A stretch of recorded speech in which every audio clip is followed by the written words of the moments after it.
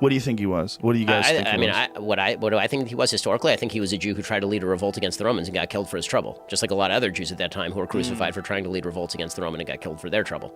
The option from within Judaism is to suggest that Jesus was actually a historical figure and that the Romans crucified him because he was a political figure who was attempting to lead a rebellion against their tyranny. That's the Jewish historical claim about Jesus.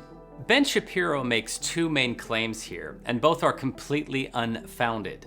First, he says that Jesus was a failed revolutionary who tried to lead a revolt against Roman tyranny and was crucified for it. The evidence for this?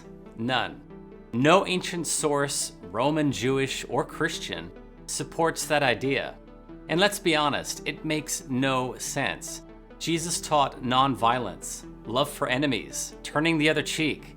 So let me get this straight. He delivers his Sermon on the Mount by day, preaching peace, and then by night he's secretly plotting an armed revolt against Rome. And then after his death, his disciples go out and lead a peaceful, non-violent movement that spreads across the empire. Yeah, makes perfect sense. Now, Ben's second claim is even more staggering, that this supposedly represents the Jewish historical claim about Jesus. In reality, the revolt leader theory isn't Jewish at all. It's a modern idea that originated with the 18th century German thinker Reimarus, one of the earliest skeptics to reinterpret Jesus as a political revolutionary. The actual Jewish view of Jesus, as preserved in rabbinic and medieval sources, is well documented.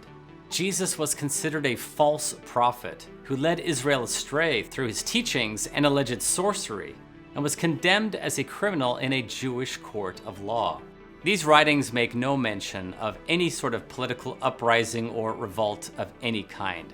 So to say that this is the Jewish historical claim is simply inaccurate.